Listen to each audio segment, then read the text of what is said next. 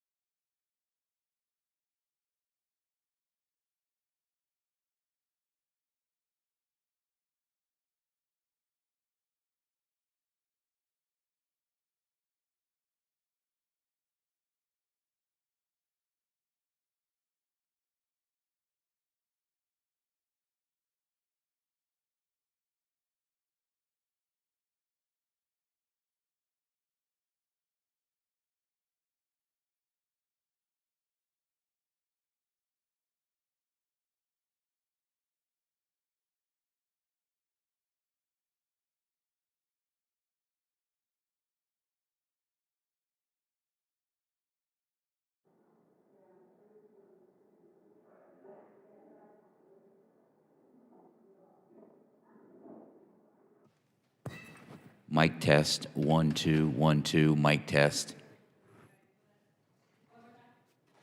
Mic test, 1, 2, 1, 2, mic test. Mic test. If you bypass the box, you're fine. Okay.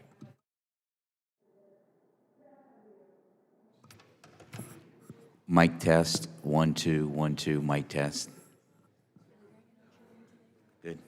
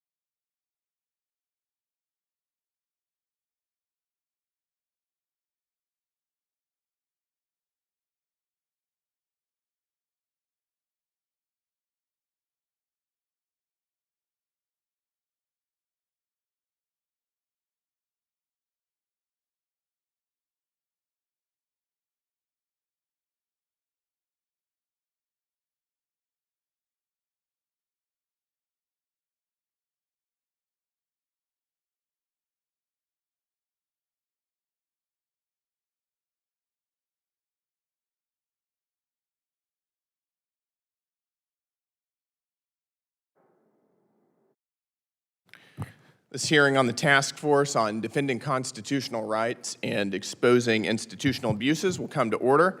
So welcome everybody. Thank you to the witnesses for taking the time to come out here. We certainly always really appreciate it. Without objection, the chair may declare recess at any time, and I now recognize myself for the purposes of making an opening statement. Good morning and welcome to today's important hearing on abuses of the U.S. immigration system and their effects on our nation. Prior administrations and the infinite amnesty lobby weaponized the U.S. immigration system both for political gain and at the expense of the American people, putting foreigners over our own citizens. The Biden administration flooded our country with millions of illegal aliens unvetted from all over the globe, and the impact has been to reduce working class wages, to strain our social system, our education system, our healthcare system, and to culturally transform the United States. At the same time, it's devalued the meaning of American citizenship to the detriment of the American people. The American people were left picking up the pieces, which is precisely why they elected President Donald Trump in the last election cycle to both secure the border and to deport illegal aliens. And he's done exactly that. He secured the border in record time whenever nobody in the American political class thought that it was possible. And he's begun the largest deportation campaign in American history. And yet, despite the political pressure that has caused him to do that, the left has pursued frivolous and coordinated litigation that seeks to subvert the will of the American people and negate our immigration laws and effectively reopen our border. The intent, it seems, of this litigation is to make immigration law ineffective and unenforceable. To this end, we have a vast network of radically left-wing NGOs providing legal services and other support to illegal aliens. We've seen coordinated campaigns against ICE personnel and facilities across the country. And even now, Democrats are holding up funding for ICE and Border Patrol, causing a partial government shutdown, while at the same time adamantly opposing the Save America Act, which would provide common sense voter ID laws and citizenship requirements to vote in American elections. I think that the key question that many Americans ask themselves is, why is that? Why would Democrats oppose borders and oppose citizenship requirements to vote in our elections? And I think that the answer is, of course, because they believe that they gain politically from open borders, both from the impact of illegal aliens impacting congressional apportionment. Illegal aliens tend to congregate in sanctuary states and sanctuary cities, which tend to be blue, which gives Democrats greater congressional representation at the expense of Republicans, while at the same time, Democrats are making the bet that illegal aliens who do vote in our elections will vote Democrat. That's something that Democrats have talked about for quite some time now, and I think that that is the motivation behind pushes for amnesty in many cases. At the same time, Democrats are doing everything they can to keep as many of these illegal aliens, people who came into our country illegally, here as possible, and we don't need to look any further than the temporary protected status, or TPS system. Temporary protective status, which was originally intended to be just that. It was intended to be temporary, a temporary reprieve from deportation due to specific circumstances. Yet the Biden administration abused it and has utilized TPS as a form of backdoor amnesty for over 1 million people who entered our country illegally. The numbers speak for themselves. At the start of the Biden administration, there were just about 410,000 TPS beneficiaries from 10 countries. In 4 years, that number increased by over 1 million to 1.4 million thanks to new TPS designations and redesignations for multiple countries. That includes Burma in 2021, Ukraine in 2022, Afghanistan in 2022, Cameroon in 2022, Ethiopia in 2022, Venezuela in 2021 and 2023, Haiti in 2024, and Lebanon in 2024.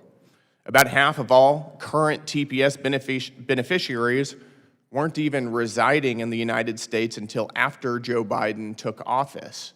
In other words, TPS was a vehicle for providing backdoor amnesty for the very people that the American people saw pouring into our border for 4 years and voted President Trump into office to deport. Moreover, the vast majority of the people covered under TPS did enter the U.S. illegally, and I think that's really important. That includes an estimated 95% of all Venezuelan TPS holders and 91% of all estimated Haitian TPS holders. This and many others are precisely the abuses of our immigration system that Republicans were elected to stop, and it's going to be the focus of our hearing today. So I look forward to hearing from the witnesses today about how this institutional abuse occurred and continues to occur, and what needs to be done to restore an immigration system that works for the benefit of the American people. And with that, I yield to the ranking member, Simon, for her opening statement. Thank you, Mr. Chair, and thank you to the witnesses for traveling here, and thank you to members of the public for being a part of this hearing today. So I find it rather ironic that we're holding a hearing today that ignores the systemic abuse of constitutional rights by our current administration. Now, if we are serious about addressing our broken immigration system, then we can not only scrutinize those navigating that system, we must also scrutinize the government's role in driving the chaos and the abuse. The Constitution is a promise that government power will be exercised fairly. It is a promise that no one will be denied due process under the law. Now, at the moment, when the Republicans are pushing through a second reconciliation or funding package to provide billions in additional funding for immigration enforcement, we do, in this room, have an obligation to ask whether those resources will uphold constitutional rights and human dignity. As taxpayers, we have to ask those questions. Now, are taxpayers being asked to finance more detention facilities while basic questions around accountability remain unanswered? Across this country, from Oakland, where I represent, to Minnesota, people are asking whether their government sees their humanity. Their families who are watching families separated, communities living in fear, and lives forever changed by federal enforcement activities and actions carried out in their own neighborhoods. Now, before we give another dollar to this administration's immigration enforcement machine, we must examine consequences of these policies firsthand. We should be examining facilities like Delaney Hall, where reports of inadequate medical care have been met by this administration with indifference. We should be talking about American citizens who have been killed and wrongfully detained, American citizens, or how immigrant detainees are dying in custody and children, babies, are left wondering if they'll ever see their parents again. Now, allegations of excessive force and medical neglect and the mishandling of sexual assault cases, rape, deserve serious oversight, not billions of dollars and more funding for uncountable and unaccountable agencies like ICE and CBP. Rather than making communities safer, I assert that this administration is terrorizing them in our communities. As a representative of one of the most diverse districts in this nation, I approach this issue today through the premise and the praxis of both humanity and the law. Immigrants are workers, they are scientists, they are physicians, they are caregivers and taxpayers, part of our communities and part of our economy. And we should not be scapegoated, they should not be scapegoated for the economic challenges facing working families across our nation. The Bay Area Council Economic Institute found that the Bay Area alone stands to lose $67 billion in regional GDP and $8.4 billion of annual tax revenue from this administration's immigration enforcement activities. Now, the true measure of our values in this country is not how we treat and anoint the powerful, but how we treat the people with the least power in the room. When families are torn apart, when people are dying in custody without due process, and when constitutional rights are denied and ignored, our responsibility is not to look the other way. Our responsibility is to demand accountability, to protect human dignity, and to ensure that government power is never, ever exercised without scrutiny. That is the standard that I hope this hearing will uphold, and I look forward to hearing all of the testimony and the comments from our witnesses. Thank you, Mr. Chair. I yield back. Thank you, Ranking Member Simon.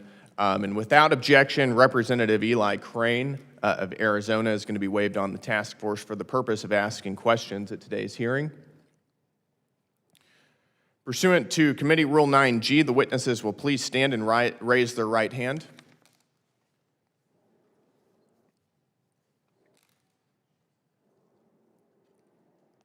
Do you solemnly swear or affirm that the testimony that you are about to give is the truth, the whole truth, and nothing but the truth, so help you God? Let the record show that the witnesses answered in the affirmative, and thank you. You can take a seat. We appreciate you being here today and look forward to all of your testimonies. Let me remind the witnesses that we will have read your written statement and it will appear in full in the hearing record. Please limit your oral statement to 5 minutes. As a reminder, please press the button on the microphone in front of you so that it is on and the members can hear you. When you begin to speak, the light in front of you will turn green. After 4 minutes, the light will turn yellow. When the red light comes on, your 5 minutes have expired, and we would ask that you please wrap up. And now we can go ahead and begin opening testimonies, and I now recognize Mr. Krikorian for his opening statement. Thank you, Mr. Chairman. Abuse of our immigration system is widespread. Criticism often focuses on fraud, and there's certainly plenty of that. But arguably more alarming, and certainly more amenable to congressional action, is when the executive branch itself is engaging in abuse of the immigration system. I'd like to discuss 2 immigration programs duly enacted by Congress, but which have been abused so flagrantly and so consistently by presidents of both parties, I'm afraid, over a period of decades, that they have demonstrated that the executive branch simply cannot be trusted to exercise discretion responsibly in immigration matters. The 2 programs are immigration parole and temporary protected status. Presidents have used parole to allow in foreigners who have no right to be here in any number, anyone they want, for any reason, for as long as they want. And the presidents have used TPS to let people who have already illegally entered the country stay indefinitely. And the key in both cases is that the point is to get work permits and Social Security numbers into the hands of illegal immigrants so it's harder to deport them in the future. Those 2 programs are the pillars of a shadow immigration system operated across administrations to circumvent immigration limits enacted by Congress. Immigration parole is the first, and it was invented in 1952 to enable the executive branch to let in certain specific individuals for emergency or reasons that are of great importance to the nation. It was understood to mean people with medical emergencies or people who had to appear in court. They did not specify in that granular detail because in that naive age in the 1950s, Congress assumed that the executive branch would exercise its discretion responsibly. They were disabused of that notion almost immediately.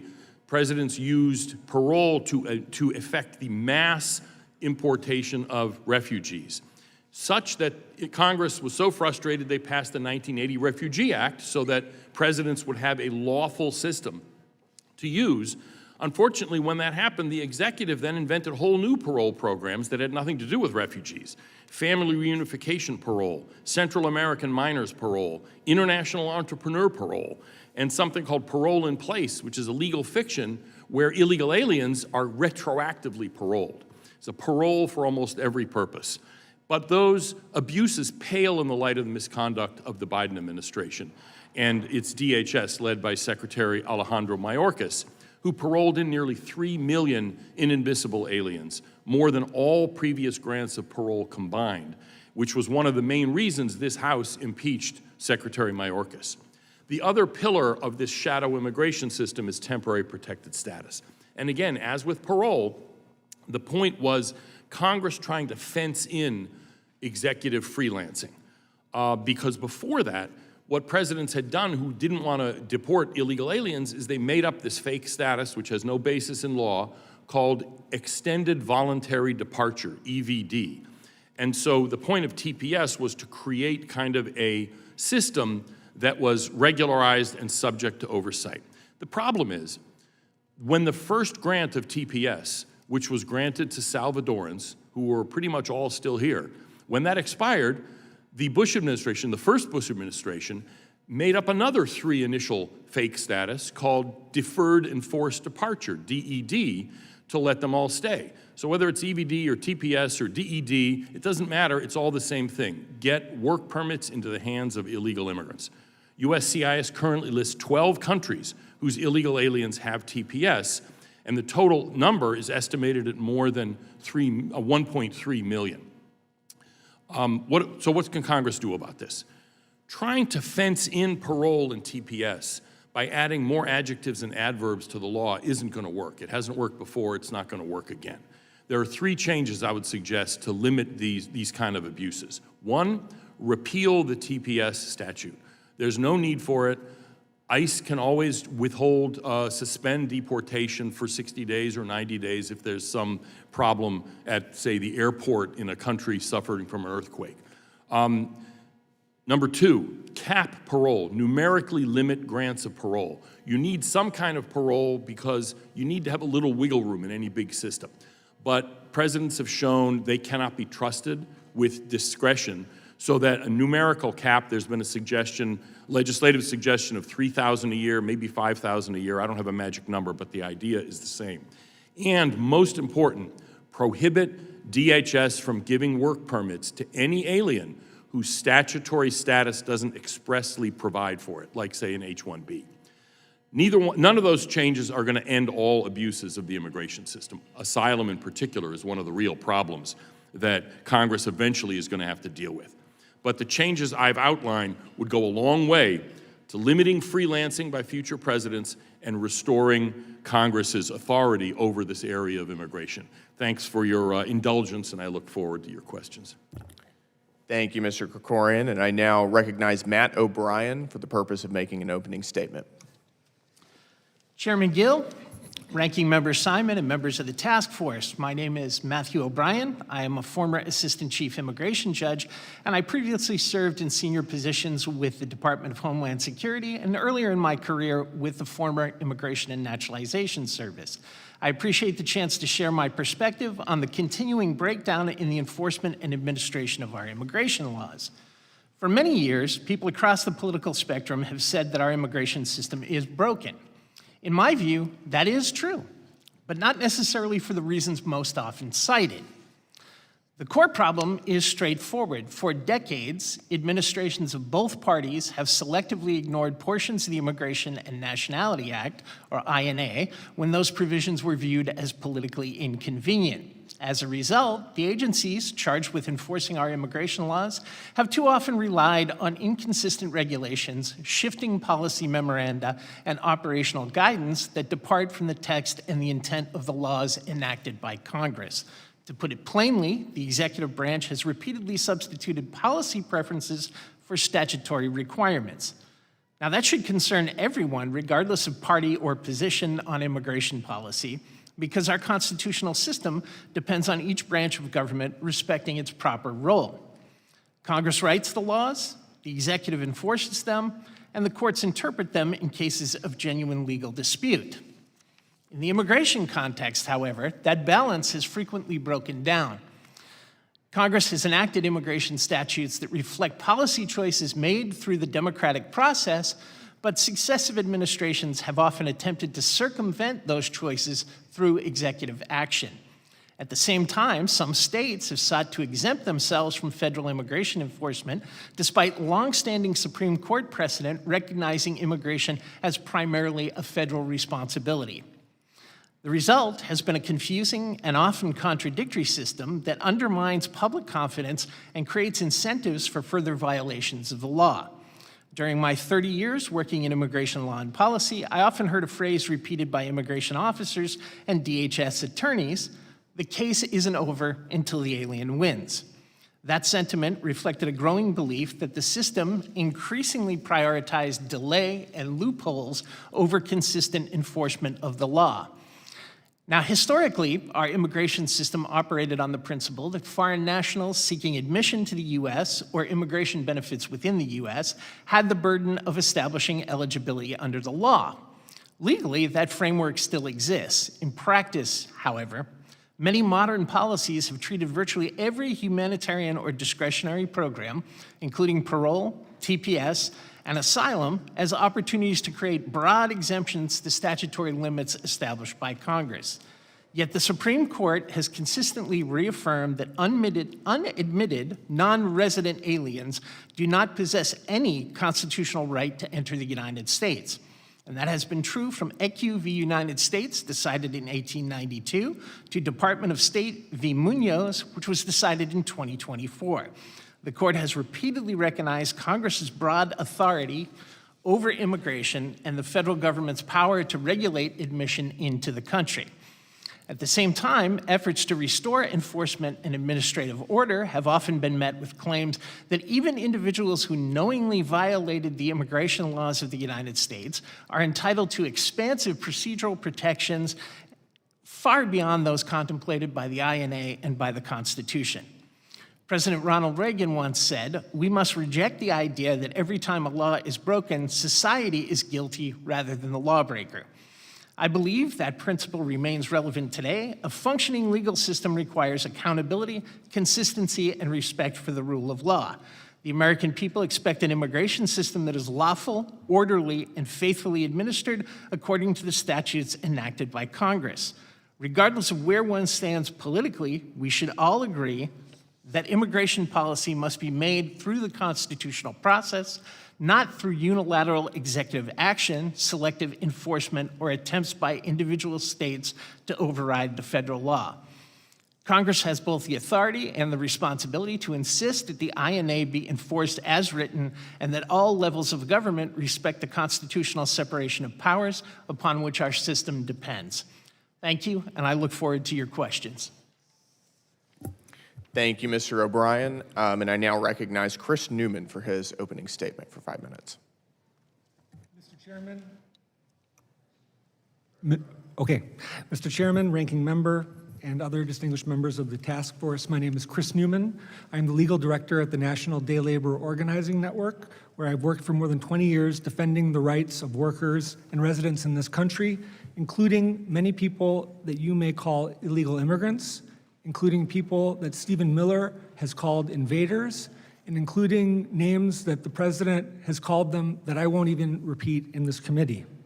I call them my friends, my family, my clients, and I'm grateful to testify on their behalf. Testifying before Congress for the first time should be considered an honor, but honesty demands that I tell you that it doesn't feel that way today. This institution's failure to do its job in general and on immigration in particular has caused real harm to the American public, and I think on that we can all agree. For both parties, as has been said, the chaos caused by unjust, outdated immigration laws has become an issue to exploit politically, a way to change the subject from work that you members of Congress should be doing to rebuild our infrastructure, lower costs, raise wages, rein in oligarchs, and just delivering for everyday working people. But for people in power, the chaos has been good for business. It's been good for your business. Last week, well, I should tell you, I'm here to tell you that it's not good for the country. Last week, I was talking to my son, who just finished 4th grade, about the issue of bullying. When I told him that I was coming to speak before Congress, he told me to be careful. He heard that there were people that were mean to immigrants here, and he knew that this is a place where dangerous things happened on January 6th. Then he asked me why I was invited, and I told him I didn't know. I suspect that my invitation was less about seeking my expertise and more about sending a message to me, to my colleagues, and to others that no one who defends immigrants is beyond reach of intimidation and retaliation. So I want to tell this committee the same thing I told my son. I was raised not to bow to bullies. I draw courage from those who have withstood far worse than anything that will come at me with these questions that you guys will have today. And now on to the substance. The title of this hearing, which I think is called Amnesty and Chaos, is riddled with irony. The majority's own witness, Mark Krikorian to my right, has acknowledged that amnesty, his word, not mine, is inevitable. He says he wants enforcement first, but enforcement that we have seen has been the true cause of chaos, fomenting violence and delegitimizing the rule of law. A year ago today, this was the scene in my hometown of Los Angeles, California. The violent assault on our community produced a bottom-up wave of unity and peaceful protest that has spread to Chicago, Minneapolis, and most recently New Jersey. Ordinary people standing in public squares, defending each other and their shared values, have shown more courage than this institution has shown in a generation.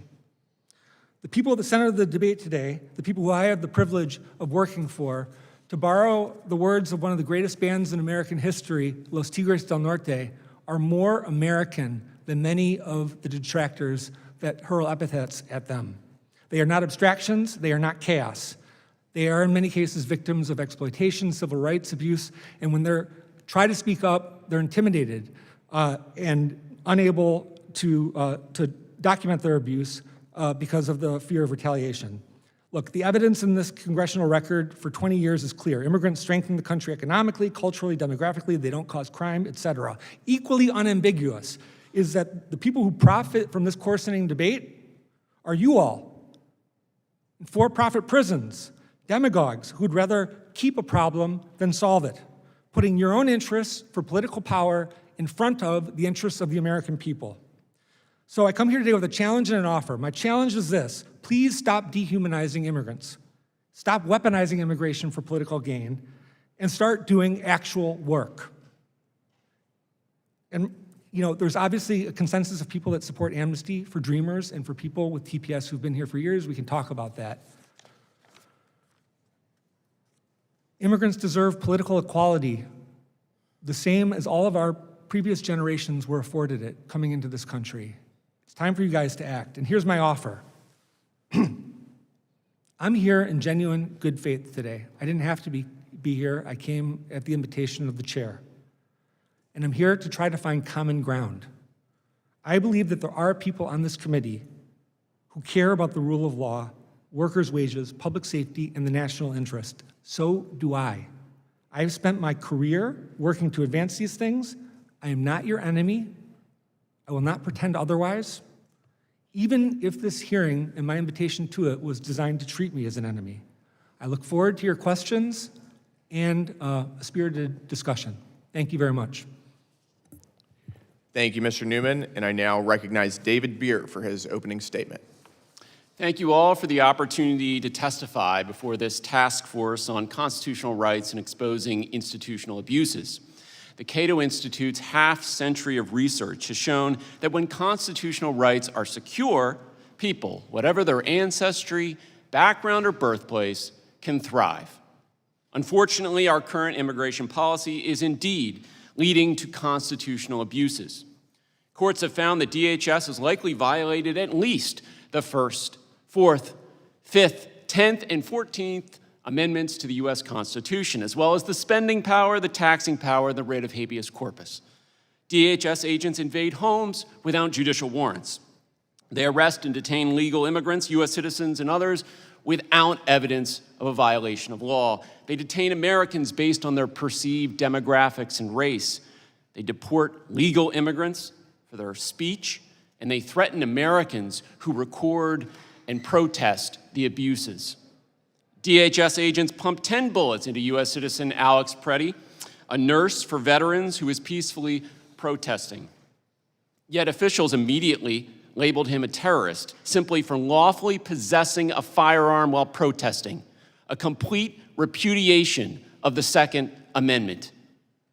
DHS has arrested and falsely accused dozens, maybe hundreds of people of assaults, only for charges to be dismissed when their lies were exposed. In fact, most people that DHS has publicly accused of assault were never even charged, let alone convicted.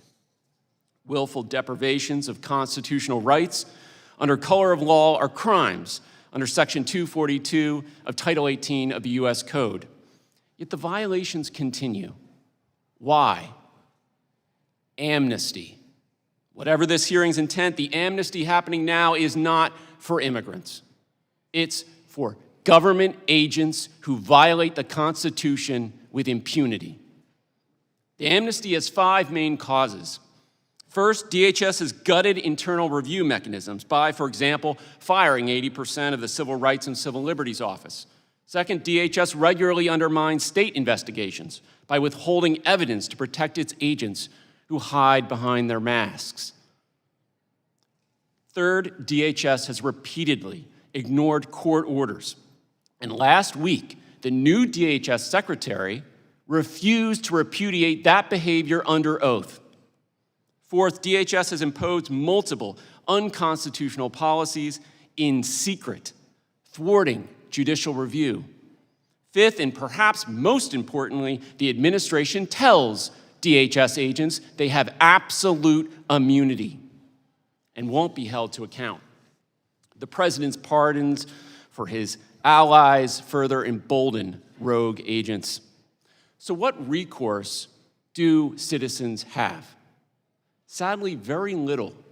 First, you could request a court injunction. Americans believe, somewhat naively, that if a policy is illegal, you can just go to a court and ask them to stop it.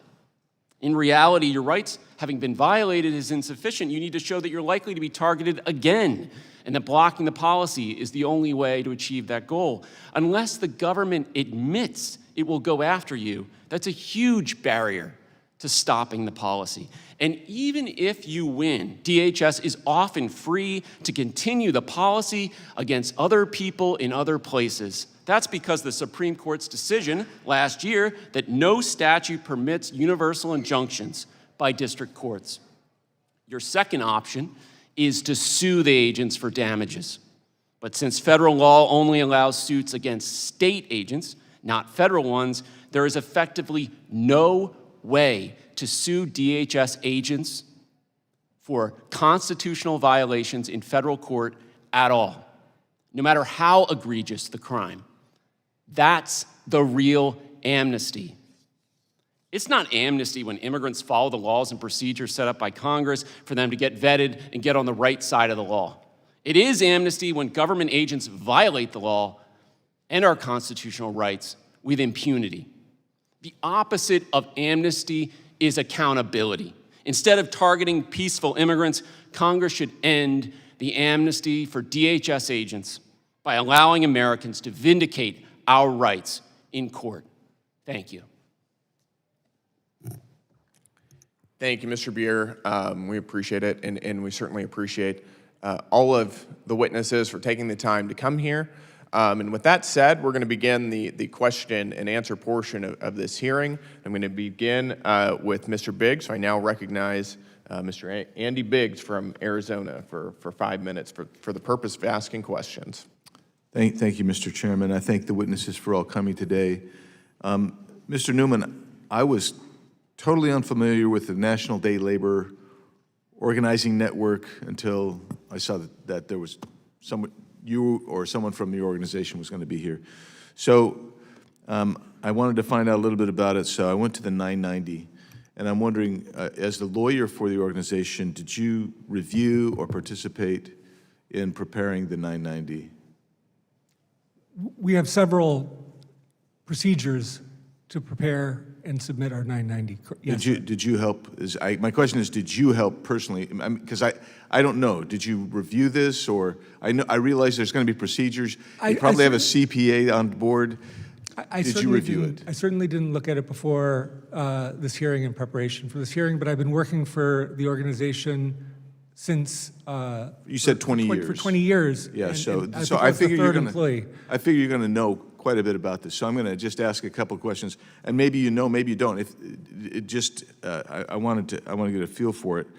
In 2022, there was what I would call kind of a record, basically over the history of the organization. You guys brought in $14 million in revenue that year, and normal looks to be about $6 to $7 million, although in 2023 it was about $3.5 million.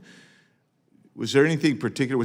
Let me just put it this way: were there any government grants ever given to the National Day Labor Organization organizing network, to your knowledge, if you know? Yeah, federal grants are a very small portion of our budget empirically, Congressman. What we have seen, particularly since 2016, when President Trump came down the escalator targeting our members, has been a ginormous outpouring of public support and donations. So to you rely support the mostly defense of on civil rights and economic rights of our members. And so, Right, yes, we've received tons of donations. Yeah, so you're getting donations from across the country and stuff like that. We get them at our website, But www.endelon.org. you can't tell me the amount, if any, of federal grants you guys get on an annual basis. I cannot, no. Okay, that's what I wanted to know. Because in 2022, 64% of your revenue was public donations. And on your 990, nobody's listed on there. I assume that they're either all small or you didn't list the major donors, so, because there's no donors listed.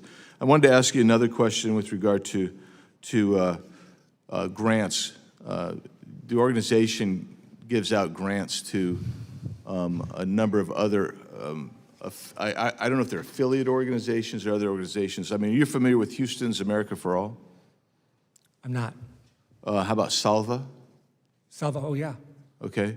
Salva, it says they received from you guys $11,000. They're based in Palmdale.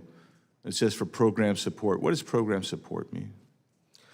We provide a variety of services to day laborers when their employers don't pay them, which 50% of day laborers have reported. So we will help them recover their wages. okay, so but this is actually a cash grant. This isn't you providing services. That's another listing. You gave a grant to Salva for $11,000. It says program support. TVN Red de Pueblos Transnacionales, they got money for support. Unidad Latina en Acción received $21,000 for program support. And you can go on down, and the Chinese Affirmative Action received $60,000 to support worker centers. I'm just trying to know these are cash grants, and are you familiar with these? Do you guys vet these organizations or anything? Well, you say cash grants. I mean, yeah, they're money that we provide. We have Right. 71 member organizations in 17 states. The fact of the matter is, although the numbers you are citing, both big and small, are, again, I'm not familiar with all of the details of each particular grant. The fact is that we have to ration scarce resources Right. because the level of assault. I get that. I think we all can get that. Yeah, but you also provided over $800,000 worth of travel expenses. Who's using the travel expenses? Are you funding travel? Are you guys funding any participation in any kind of protest or organized protest anywhere? Well, I was invited by this committee on Friday, and the ticket prices are quite high because obviously gas prices are high. So I spent money on that travel. I spent money. That doesn't get to the question. I mean, it's a great Dodge. It's a beautiful Dodge, but it would sure be nice if you just answer whether you guys fund anybody traveling to protest, which is what the question was. People have a First Amendment right to protest, and we definitely pay for the gas. And you help fund protests, right?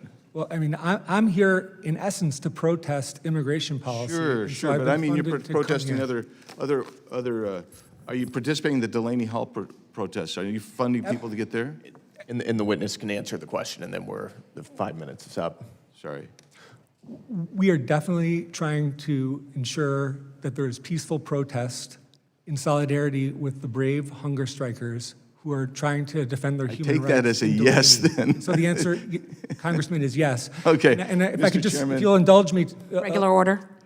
If you'll indulge me a little bit more in answer to your It's question. his call, yeah, go You ahead. you can answer the question. You got 5 I seconds. thought he did answer the question, so. I look forward to answering any other questions Okay. you might have. Well, my time has Great. expired, but I Time do has have some expired. UCs if I can go forward. Yep. This one is violent clash erupts at Delaney Hall. Chaos follows Cheryl's peaceful protest zone plan. Without objection. Unapologetic Cheryl defends sending state police to Delaney Hall, blames out-of-state agitators. Without Violent objection. clashes. Here are all the Democrats who voted to keep funding ICE. Without objection. Abolish ICE creeps back into Democratic messaging. Without objection. Democrat Rep. Shri Thanadar proposes Abolish ICE Act. Without objection. Mandami calls to ignore Democrat Party elders and push for abolishing ICE. Without objection. Zoran Mandami calls to abolish ICE, ignore Dems who are against it. Without objection. Violent Delaney Hall protests again grow chaotic. Crowds ignored the governor's plea for peace. Without objection. And abolish ICE movement is growing as the agency's disbanding likely. Without objection. Thank Mr. you, Mr. Biggs. And I now yield 5 minutes to Ranking Member Simon. Thank you, Mr. Chair. Thank you so much. My colleagues on the other side of the aisle have called this hearing today to talk about the chaos and abuse of the United States immigration policy. They have called this hearing to talk about the impact on Americans, and that is exactly what I want to talk about today. Over the past 17 months, we have seen chaos and violence and abuse on American streets. American citizens are being illegally arrested and detained by ICE. Orlene Hernandez Reyes, a 3-year-old U.S. citizen and American, a toddler, a baby, murdered after ICE separated him from his mother. Another family torn asunder by unspeakable cruelty by Donald Trump's America. We have seen immigration agents pepper spray and tear gas American citizens. We have watched as they have terrorized and killed our neighbors, our friends, and our family members. Aliyah Rahman, harmed by Donald Trump and Stephen Miller's secret police force. Ruben Ray Martinez, Renee Nicole Good, and Alex Preddy, all shot and killed by Donald Trump's and Stephen Miller's secret police force. American citizens. We're talking about Americans. American families, that will never be the same. Mr. Beer, does this sound like an administration that is putting the safety of Americans first? Absolutely not. In fact, they're explicitly saying they're deprioritizing serious public safety threats to focus on people going to work. And they're open about that. They think that's a good thing to deprioritize public safety. Thank you. Thank you so much. Last week, my colleagues on the other side of the aisle decided that they hadn't seen enough.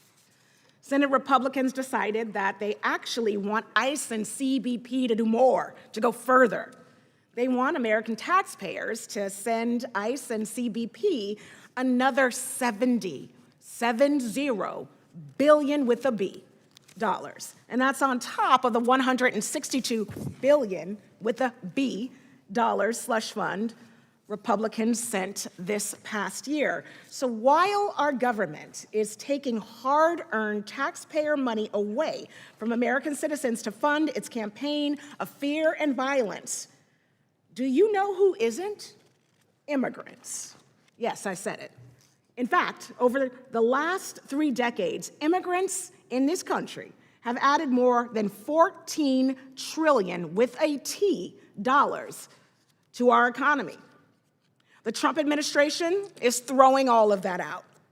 Mr. Beer, well, President Trump and the administration claim that affordability and that poor people's struggle, poor Americans' struggle, is a hoax.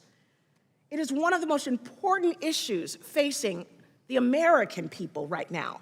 Are President Trump's policies making life more or less affordable for everyday Americans? Mr. Beer. Well, there's 2 different ways in which the immigration policies are negatively affecting affordability for Americans. On the one hand, you mentioned the debt is going up as a direct consequence of the immigration policy of this president. If you look at what the CBO has said, they'd said that the recent cohort of immigrants that they're trying to deport will reduce the deficit by $1 trillion if they don't deport them. Obviously, they're trying to deport them, so they're going to try to reverse those gains. The increase in the debt directly affects interest rates and makes costs more expensive for mortgages and car loans and things of that nature. At the same time, we're losing all of the goods and services that they were previously producing, which is helpful. also a value to Americans. Thank you, Mr. Beer. Once again, I am struck, extremely struck by the misguided focus of our colleagues. There is no shortage of attacks on our constitutional rights. Again, I'm talking about Americans. These attacks are happening every single day in our communities, attacks that are harming families, our children, like this little boy, Liam Ramos. You want to talk about chaos. The Trump administration is causing chaos all around us. All around us. Those names that I lifted up today, they represent real people with real families, Americans who have been violated by their own government. And we've seen that they have had, under this administration, little to no recourse. And I yield back. Thank you, Ranking Member Simon. And I now recognize Mr. Cloud from Texas for 5 minutes. Thank you, Mr. Chairman. Thank you, witnesses, for being here. I live in South Texas and obviously have been to the border a number of times, and I remember day one under the Biden administration where literally a wall was being built to protect our borders and was taken down. The border assets being a force multiplier for our Customs and Border Protection. There had been lights that were put up that literally they would not plug in under the Biden administration. We sat here in this committee and Mayorkas came here and told us time after time after time that we had to have legislative action to stop the massive onslaught that was coming into our country. Yet under President Trump, that was resolved pretty quickly. Now, we saw some work to do in Congress to close the loopholes that the Biden administration took advantage of. But what happened under the Biden administration, he turned what was supposed to be protection into processing. And, all this massive, I call it immigration, except it wasn't immigration. Immigration's when you come here properly and legally. People coming across our border illegally. The open border policies are always under altruistic reasons, supposedly, humanitarian efforts. Meanwhile, they turned a blind eye to the 300,000 children that were lost. I was down there, and the cartels were renting a kid out, basically, from families to send them with false claims of being a family unit and the like. It was atrocious. Mr. Newman, I believe you're from Los Angeles. Is that correct? Or your organization is, anyway? You live in that area? Yes, sir. Homelessness is a massive problem there. Is that correct? It's a heartbreaking problem in Los Angeles. It is. How many homeless people have you invited into your home to live with you? Honestly, I have actually invited homeless people while I was in law school. A couple. No, with you and your family. You mentioned you have a son.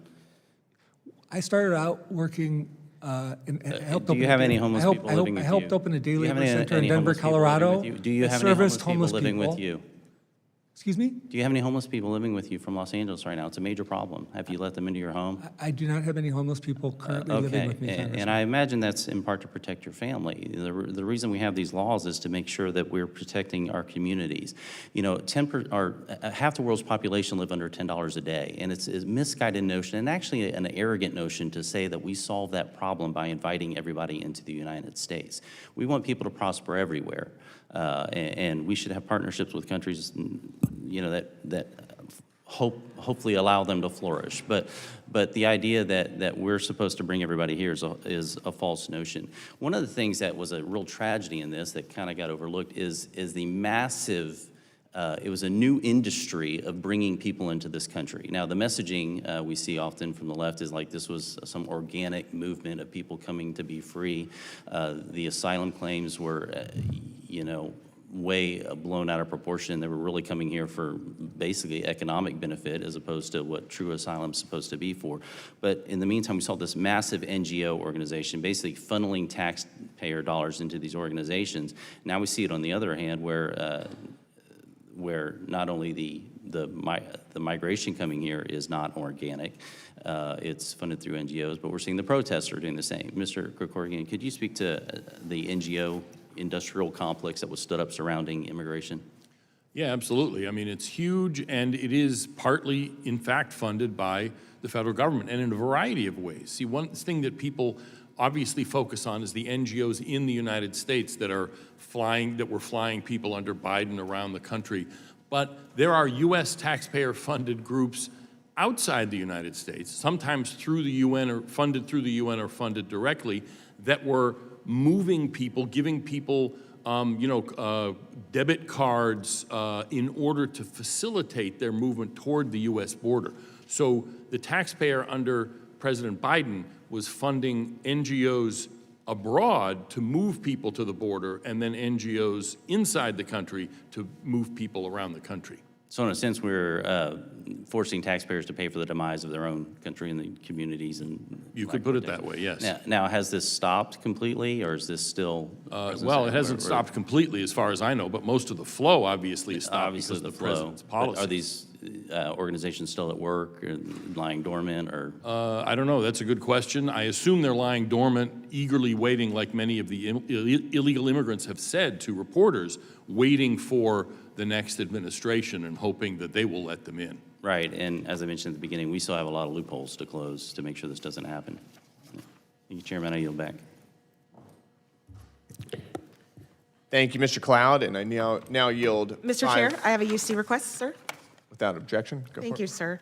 I ask unanimous consent to enter into the record February 23rd, 2026, an article from NPR entitled "A New Lawsuit Alleges DHS Illegally Tracked and Intimidated Observers," sir. Without objection. Thank you. Is that it? All right. Now recognize Mr. Walkinshaw from Virginia for 5 minutes. Thank you, Mr. Chairman. We're back for another hearing of the Task Force on Defending Constitutional Rights and Exposing Institutional Abuses, and I'm glad again to be here because there are many violations of constitutional rights and institutional abuses taking place in this country. The Fourth Amendment to our Constitution expressly protects individuals against warrantless searches and guarantees the right to safety in our homes. It requires a judicial warrant before law enforcement can smash down your door, search your home, except under a few specific circumstances. That Fourth Amendment was born from our founding fathers' struggle against tyranny, specifically against the general warrants, I guess today we'd call them administrative warrants, that allowed British royal officials to conduct sweeping warrantless searches of homes and businesses to target their political enemies or those deemed insufficiently loyal to the king. Over the last year, DHS, ICE, CBP, and others have carried out these exact violations of the Constitution across the country under the direction of President Trump. I want to play a brief video of one of those violations.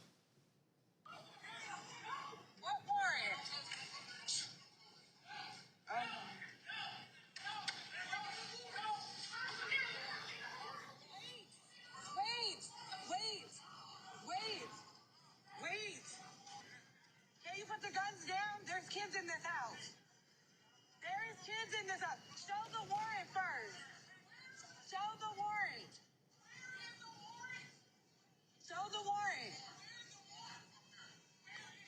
There's nobody in here but my babies. Sugar, stay in your room and shut the door.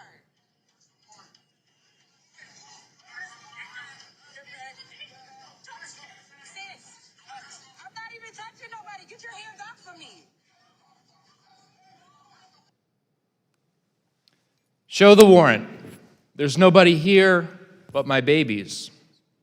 Chaos.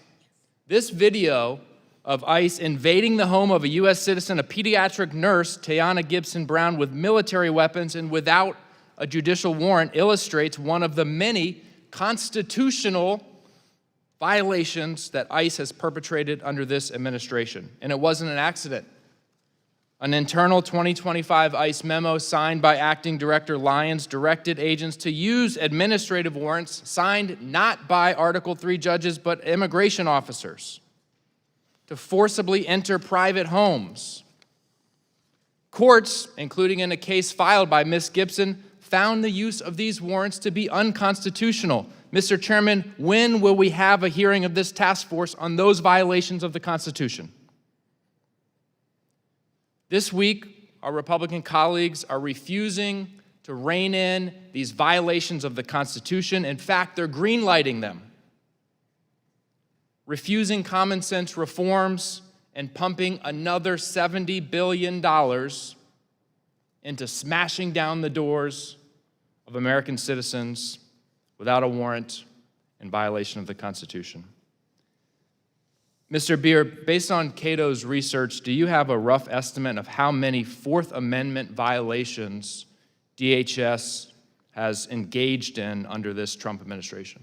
Well, according to DHS, they burst into people's homes without warrants at least 28 times. I don't believe that number for even a minute. I have seen personally videos of at least 28 encounters, and they're not recording all of those incidents where people homes are being invaded without warrants. I analogize these searches and seizures to the very searches and seizures that our founding fathers objected to, that the redcoats were engaged in. Do you think that's an appropriate analogy? Absolutely. John Adams called it the start of the American Revolution, when James Otis exposed what the Crown was doing with these general warrants going into people's homes. And again, it was from judges that were not independent of the Crown. They served at the pleasure of the Crown, and if they turned down the request for a warrant, they could be fired. And that's the same thing with an immigration and customs enforcement supervisor. If they don't do the will of President Trump, they'll be fired too, as they have been. Thank you, Mr. Beer. I yield back. I have a UC request, Mr. Chair. Yep. Thank you, sir. I ask unanimous consent to enter into the record February 4th, 2026, an article from Brennan Center entitled DHS Warrantless Home Entry Memos Fourth Amendment Problem, which shows that the ICE acting director Without instructed objection. agencies to violate the Fourth Amendment and to enter homes without Without a judicial objection. warrant. Thank you, sir. Great. And I now recognize Mr. Crane from Arizona for 5 minutes. Thank you, Mr. Chairman, for allowing me to wave on today. I'd like to start with you, Mr. Beer. Did you state in the past that President Biden led the U.S. immigration system out of an unprecedented calamity? Yes, just Absolutely. yes or no? Absolutely. The Thank first you, Trump thank you. administration I yield- destroyed I the reclaim my immigration time. system. Many would argue that President Biden didn't lead us out of this unprecedented calamity, but he actually created it. I want to read a quote to you. I want to see if you know who the author of this quote was. What I would do as president is several more things because things have changed. I would, in fact, make sure that we immediately surge to the border all those people who are seeking asylum. They deserve to be heard. That's who we are. We are a nation that says if you want to flee and you're fleeing oppression, you should come. Do you know who said that, Mr. Beer? Biden said that. Yeah, while he was running for office. So we all knew what was going to happen. Who was the as we in soon the as- sentence? The we is the Those government. of us with the government was going to those surge of us to with the border, common sense not are the immigrants. we. Thank you. I reclaim my time. Mr. Beer, you also stated that Trump's policies endanger the rights of Americans by undermining due process and focusing on mass deportation rather than public safety. And I want to riff on public safety for a second because a couple weeks ago, Congressman Biggs and I met with several angel families in Arizona. They were heartbroken families who felt like the Biden administration, and quite frankly, policies promoted by yourself, that their family members were left vulnerable. They also said that there were a few Republicans that wouldn't meet with them, but that no Democrats would meet with them. Why do you think that is, Mr. Beer? Why do you think that Democrats are unwilling to meet with angel families?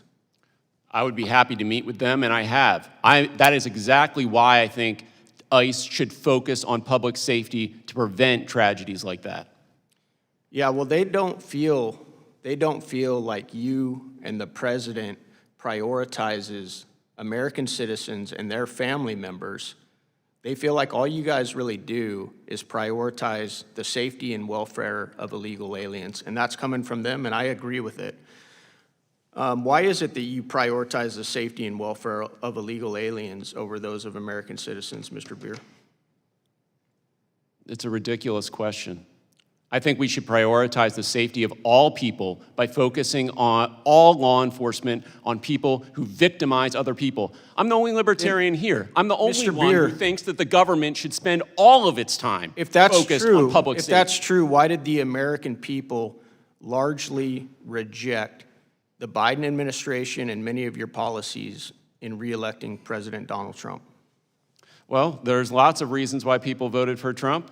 I'm not going to get into them here, but I think all Americans want our law enforcement to focus on public safety, and I agree with them. Do you think it had anything to do with witnessing and watching 4 years of your policies being put out? They weren't my to the public policies, sir. Oh, they're not? You don't In support, fact, you don't Title support, 42 you was don't the main- support the president's immigration policies? You don't support President Biden's immigration policies? President Biden's immigration policies were not even implemented until the end of his term. Title seem to 42, be a big Title supporter of 42 was the President main Biden's immigration immigration policy, sir, during the first part of the Biden administration. The Republican states sued to keep it in place. That was the policy in effect in the border. It was not a Biden policy, it was a Trump policy. Oh, so the It took 10 until to 15 million 2023 to illegal get rid aliens of that that policy. came in, that wasn't a Biden policy? That wasn't a Biden policy? What was not about Biden The policy? 10 to 15 or 20 million illegal aliens that came into the country, that wasn't Well, President those are Biden's made up. policies? Those are completely made up numbers, sir. But of course, it was not a policy. Oh, I'm They sure were they're made trying up. to stop. I'm they were sure they're doing made up, everything they sir. could. And all the numbers and data that you come in here and spout, they're absolutely factual. Is that right? Mr. Newman, moving on to you. You posted on X, no one who voted for the Lake and Riley Act should have any role in the future leadership of the Democrat Party in this country. It's disqualifying. Did you post that, sir? Yes or no? Congressman, yes, I did. Why is it disqualifying, in your opinion, that the detention of illegal aliens who are accused of theft, burglary, assaulting a law enforcement officer, and any crime that causes death or serious bodily injury is disqualifying? I posted that tweet because I believed that it was a capitulation to Republican demagoguery to create two systems of justice where people are treated differently for similar crimes. And I stand by that. I think it was a grave mistake on the part, well, first on the part of the Republican Party, but on the part of cowardly Democrats to stand up to that level of demagoguery. That's the reason why I posted that tweet. I yield back. Mr. Chair, I have a UC request, sir. Yep. Thank you. I ask unanimous consent to enter into the record March 30th, 2025, an article from NPR entitled, "Police Say ICE Tactics Are Eroding Public Trust in Law Enforcement," which Without shows that objection. police chiefs agree to. Without objection. Thank you, Mr. Chair. I now yield 5 minutes to Ms. Presley from Massachusetts. Thank you, Mr. Chair. The Trump administration's chaotic campaign of lawlessness and cruelty is traumatizing our children. ICE is detaining people who have committed no crimes, people in our country with legal statuses, and even American citizens. Teenagers, toddlers, babies have been abducted and taken to a detention center in Dilley, Texas, run by a multi-billion-dollar private prison corporation that profits from their pain. That profits from the pain of child abuse, child neglect, and childhood trauma. As a mother, I am heartbroken. And as an American, I am ashamed. And this administration over and over again keeps making history for all the wrong reasons. And on a daily basis, you have an emerging legacy, again, of the abuse, negligence, trauma, and even the death of our children. This is state-inflicted trauma. And yes, I said our children. Because anyone on this land, and certainly in our facilities, we are charged with their welfare and their well-being. And as members of this oversight committee, hell, as people of conscience, every single person should be raising their voice and doing everything in their power to close the Dilley facility immediately. Now, Mr. Kevorkian, how many children have been locked in detention facilities since Trump took office in 2025? I don't have that number, but they were put there by their parents, not by the Reclaiming my Trump time. administration. Did you just hear me just state for the record, and we have it documented, well documented, that these are people overwhelmingly that have been unlawfully detained, some of them even American citizens that are here with legal statuses. So don't try to deflect. This is not about the parents, and as I said, they're in our facilities that we fund. So you are charged with their welfare and their well-being. So let me move on and just give you the information since you said you don't know. I'll help you out. According to ICE data, roughly 4,000 children, 4,000 children under the age of 18, including 20 infants, and I'm not even naming the girls and the women that are pregnant and the lack of prenatal care for unborn children. But that's how many have been forced behind the wall by this cruel administration. How many children have been held in detention for longer than the legal maximum amount of time? I don't know, but again, they're there because Reclaiming my time, they're there just for because those of their watching at home, parents. just so you know, the lawful maximum of time is 20 days. And we have over 1,300 children who were locked in custody beyond that time. And anyway, 20 days is too long. Mr. Kevorkian, do you think that children should endure vomiting after eating, or drink contaminated water and wait days for medical attention while they are detained at Dilley, yes or no? It's Mr. Krikorian, excuse me, but My apologies, the- names matter. Mr. Kevorkian, yes, for the record. The conditions in detention facilities are probably better in ICE Mr. facilities Kevorkian, than reclaiming in my time. regular Please just answer my question, detention yes or no. facilities. I don't have time for you to filibuster. Just answer the question. This should be an easy answer. Do you think children should endure vomiting after eating, drinking contaminated water, and waiting days for medical attention while they are detained at Dilley? Yes or no? They're detained because their parents have I'll take put that them as a yes, that you're okay with that. Their parents That you want to be put them complicit in the those abuse, facilities. negligence, and trauma of our children. Moving on, dozens of families and children like Suzej, a 9-year-old girl detained at Dilley, have reported the cruel and inhumane conditions of this facility. We have 9-year-olds having to advocate for themselves.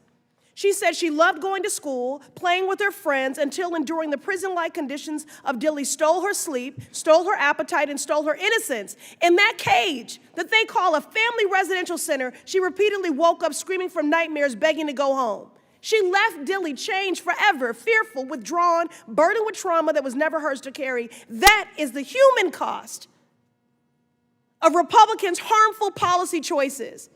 And if you're not working actively to close Dilley and address the systemic harm taking place in all these facilities, you are complicit in child abuse, period. And the evidence is clear. This administration is imprisoning thousands of children for weeks and months in unsafe conditions, denying them due process and inflicting lasting trauma. This is a blatant violation of basic human rights and our constitutional values. Thank you, Ms. Presley, and I now yield 5 minutes to the gentleman from Georgia, Mr. Jack. Thank you, Mr. Chairman. Mr. Krikorian, if I could start with you, could you walk us through the history of the TPS program? When was it created? What was the intention behind it? Thank you. It was created in 1990 as part of a broader immigration bill. And the point of it was to fence in executive freelancing, where presidents of both parties had used made-up status they called extended voluntary departure to let illegal immigrants that they just didn't want to deport stay in the country and give them work permits and Social Security numbers. So Congress said they were concerned that this was executive freelancing. This was not subject to the law, was not subject to oversight, and so they created TPS as a way of kind of putting a structure around that. The problem is that what happened is that presidents, again, of both parties gave TPS often on pretty flimsy grounds, but also the most important thing is there was nothing temporary about it. TPS was always just renewed over and over again, year after year, decade after decade. And it's become, as I suggested, one of the pillars of a shadow immigration system that the executive runs to let in and to let stay and to let work pretty much any illegal immigrant they wanted to. So I try to personalize things for my constituents watching at home during these hearings. So could you help me estimate, with the flagrant abuse you saw under the Biden administration of this program, what the cost to the American taxpayer was, whether it be economic output or jobs lost, whatever the case may be, hoping you can quantify for us what the cost to the American taxpayer is for this flagrant abuse of the system? Just to put it in context, immigrants, all legal and illegal immigrant households, use welfare at about a rate of a little more than 50%. In other words, more than half of immigrant households are using at least one federal welfare program. They, in fact, pay taxes, as the Democrats' witness will no doubt point out, but they also use services, and they use them in greater quantity than they pay in taxes. And that's not a moral fault. That's because they're low-skilled, especially in TPS, they're almost all illegal immigrants. So they have low levels of skill, which means they earn low incomes, which means they qualify for benefits at a much higher rate than others, and so they end up becoming a burden on the taxpayer, whether we like it or not. Thank you very much, Mr. Krikorian. Mr. O'Brien, the Trump administration has moved to end certain TPS designations and parole programs, but much of that effort has been tied up in litigation. Could you walk us through how various activist groups are actively slowing down and trying to thwart the administration's efforts to solve this immigration crisis? Certainly.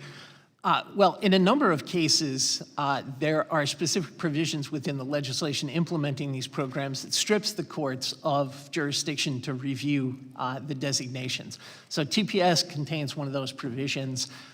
Many of those things were put in place because these are acts that affect the presidential exercise of the foreign affairs power, the diplomatic power, the war powers.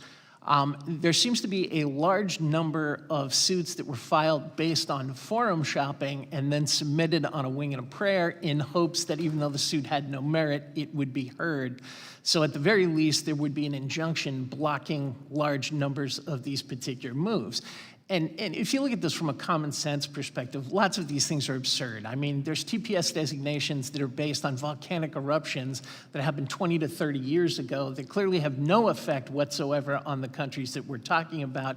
And we're simultaneously removing many citizens from those countries to those places safely with no problem whatsoever when those people are subject to deportation for violating the immigration laws.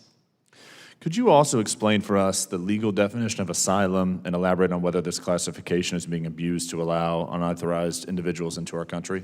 Well, it's most definitely being abused. So asylum is available to individuals who are experiencing persecution by their own government or parties that the government is unable or unwilling to control, which a classic example of that is, say, the FARC in Colombia, where a non-governmental group has seized control of part of the country. And it can be given on the basis of persecution that occurs on account of race, religion, nationality, political opinion, or membership in a particular social group. Nobody knows what a particular social group is. It's never been clearly defined. So what is happening is that when I was an immigration judge, virtually every single asylum application that I saw was made by someone coming from Central America who was claiming that MS-13 had taken control of their country and that MS-13 was seeking them out. The vast majority of these people had never attempted to access the criminal justice system or file any kind of complaint or seek any kind of protection in their own country. And so what in effect has been happening is that asylum, rather than being used as humanitarian protection for people suffering persecution the way perhaps Soviet dissidents did in the past, it has become a protection that appears to be applicable to anyone who's living in a country where the conditions aren't as nice as the United States. The fact is that Gentlemen, could wrap it up. Crime is a sovereign problem that should be dealt with under the criminal justice system in a country where it's occurring. Well, I appreciate both of y'all's testimony as well as the other panelists, and I yield back, Mr. Chairman. Mr. Chair, I have a UC request. Go for it. Thank you, sir. I would like to enter into the record July 12, 2026, an article from the Associated Press entitled "Trump Says That He Wants to Deport the Worst of the Worst. Government Data Tells Another Story." Without objection. Thank you, sir. I now recognize Mr. Min for 5 minutes. Thank you. I want to thank Chair Gill and Ranking Member Simon for assembling this important oversight task force on defending constitutional rights and exposing institutional abuses. This is a very important topic, and especially in light of the repeated attacks on our constitutional rights that we've witnessed over the past 18 months and the tremendous corruption and lawlessness of so many agencies and Trump administration officials over the last year and a half.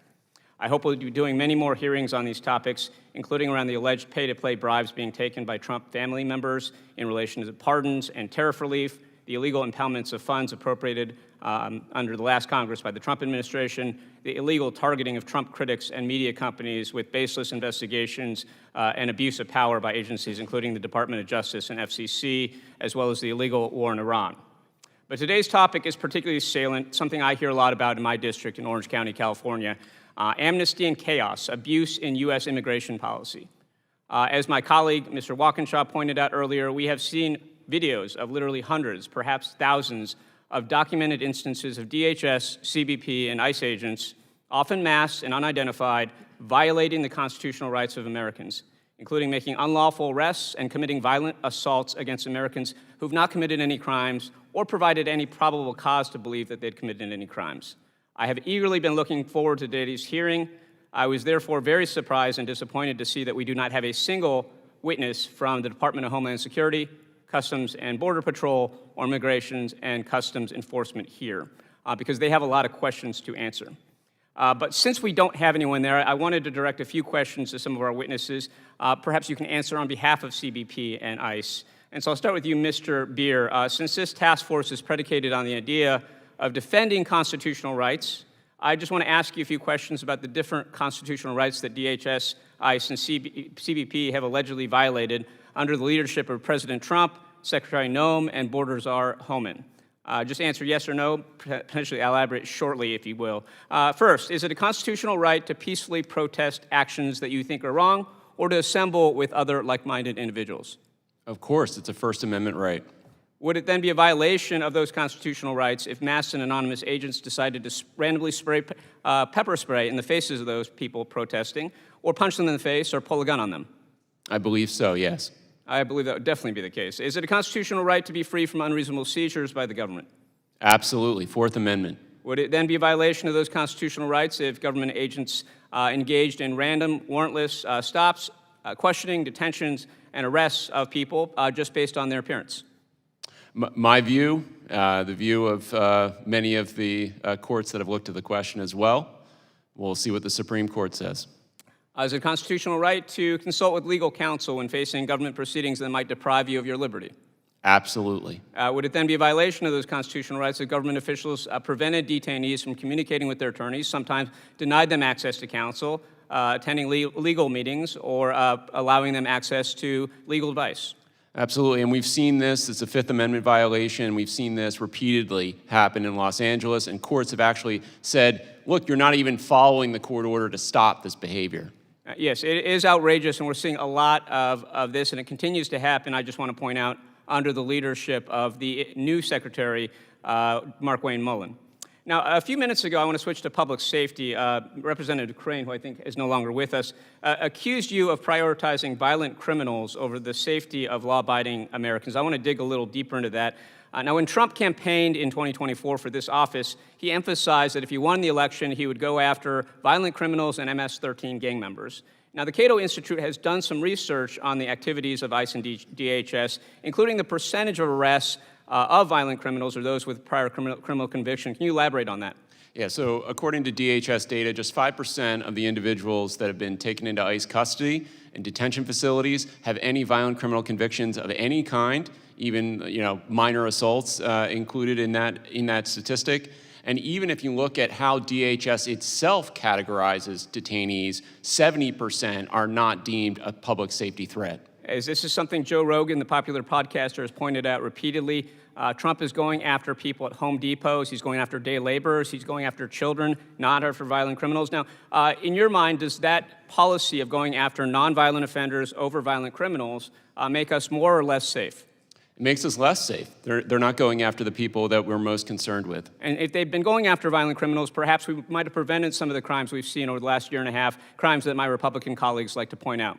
Yeah, absolutely. They even talk about some of the crimes that they've committed, and they look at the past criminal history of those individuals. They didn't go and get them. They went after the gardener and the construction worker and the farmhand. So in short, ICE is basically going after nonviolent people. They're violating the constitutional rights of Americans, and they're making us less safe. Absolutely. I yield back. Thank you.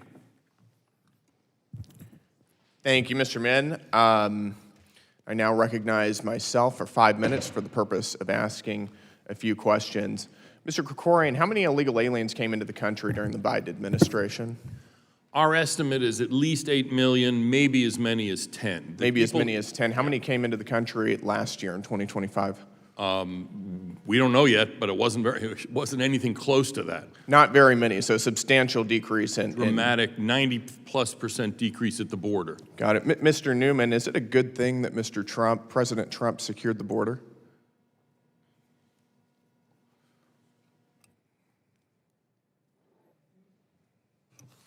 I think that Stephen Miller has squandered what used to be a signature issue for I'm asking if is it a president. good thing that our border is secure? I think our border has been secure for quite some time. Our border was secure during the Biden administration?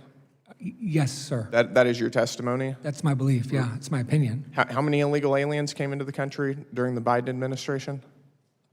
Whatever it wasn't the number that Mark Krikorian just cited. You don't think it was 10 million? That came out of whole cloth. It could have been quite a bit higher. So would you agree that there are fewer illegal aliens entering the country now than there were entering during the Biden administration? That isn't an area of my expertise, so I wouldn't agree or disagree with that. You spend a lot of time in the immigration space. You can't tell me whether there are fewer illegal aliens coming into the country now than there were during the Biden administration. I mean, that is not something that's an area of my expertise. I've been spending too much I of my think time most defending people civil who are rights of awake my neighbors in can Los say Angeles. that there are fewer illegal aliens coming into the country right now. It's astounding that you won't at least admit that. Should illegal aliens receive taxpayer-funded unemployment benefits? It's not an area of my expertise either. My concern primarily is your with the organization people that I work with. promoted that don't get- a petition telling Governor Newsom to Mr. sign Chairman. AB 2847. This is your organization, the Mr. National Chairman. Day Laborers Organizing Network. AB 2847 will provide unemployment benefits to workers who are ineligible to receive unemployment insurance solely due to their immigration status. Mr. Chairman, if I could answer your first question. I'm asking you, do you think that illegal aliens should receive taxpayer-funded unemployment benefits? Well, first off, I don't know what you mean by illegal aliens, but if you're talking about residents in the state of California, then the answer is people who yes. entered our country illegally. People come here for all kinds of reasons and all without kinds of ways. documentation. Residents in California. Should illegal, this is a really simple question. Should illegal aliens receive taxpayer-funded unemployment benefits? I think people in the state of California should receive benefits So illegal according to the law. aliens should receive taxpayer-funded unemployment benefits. Again, that's your word, and That- what I'm and trying that to get is- you to and do, that's the Congressman, view of your what I'm trying to get you to organization. do is to When you stop get- throwing around Trying to get dehumanizing 1,000 rhetoric like signatures, this. you only got 503. I think it's worth pointing out because that's a crazy idea. Let me ask you another question. Your organization shut down the Manhattan Bridge during rush hour a couple years ago to demand that New York State set up a $500 million fund to give unemployment benefits to illegal aliens. Do you think that was a good thing to do? I don't know that my organization shut down anything, Congressman. I know that there was March in peaceful protest. NYC shuts down Manhattan Bridge to call for $500 million unemployment fund. The march was led by members of the FEW coalition, including the National Day Laborers Organizing Network. That is your organization, You're holding, is it yeah, not? that is. You're holding up a sheet of paper. I don't know where that's from. This is Peaceful from your protesters- website. This is from the National Day peaceful- Laborers Organizing Network protesters- website. Peaceful protesters do things when there's large crowds of people. Does that I think you include would agree, shutting Congressman? down one of the busiest bridges in the nation in order to push for a $500 million fund to give taxpayer-funded unemployment benefits to illegal aliens? I think we should give. You think that's a taxpayer- good thing for the country? I think we should allocate resources accordingly to people who are going to become citizens of this country What if eventually. there were emergency vehicles as trying to Mark cross Krikorian that acknowledges, as Mark You realize Krikorian that there are people acknowledges, commuting is to work, inevitable. and the people commuting to work were the ones who were paying the taxes to fund these benefits that you want to give to illegal aliens, right? Congressman, what is your beef with immigrants? I don't have any beef with immigrants. I'm asking you if you think it's appropriate to shut down one of the busiest bridges in America to give taxpayer-funded unemployment benefits to illegal aliens. Let me ask you this question. Do you No, think it's you're- appropriate, this do you think is- it's appropriate for you don't people ask to questions in protest these for equal hearings. rights? Do you think that illegal aliens should Were receive you direct against cash, Congressman? cash payments from taxpayers? Were you against Congressman Should Lewis's illegal effort? No, you're not going to ask the questions here. That's not how this works. I'm answering your question with a question. I've got another question for you. We're moving on. Should illegal aliens receive direct cash payments from taxpayers? I believe future citizens, Americans in waiting, should receive So they equal should. rights, and they should receive It benefits makes so we sense can because your integrate them organization into our sent society. a letter to Governor Cuomo advocating for immediate cash relief, cash payments to illegal aliens. I think that is way out of line, I think the out of alternative is step to with, create a with the rest of permanent the country. underclass that allows And people with like that said, you we're already to 30 exploit. seconds over, so we're out of time here. But Congressman, you didn't even And give me a my chance time to is answer. up. No, sir, your time is up. Do we have Chair? a Yes. UC? Well, I'm here to. Go for it. I'll give you the rest of my No, day to answer your question, we're done. sir. We're done with this. We've got a UC request here.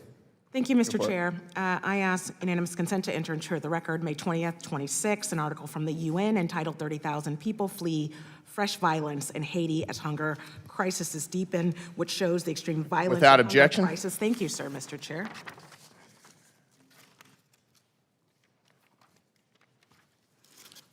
All right. In closing, I'd like to thank the witnesses once again for the testimony. I'd like to thank Ranking Member Simon and members of the other side of the aisle. With that, and without objection, all members have 5 legislative days within which to submit materials and additional written questions for the witnesses, which will be forwarded to the witnesses. If there's no further business without objection, the task force stands adjourned.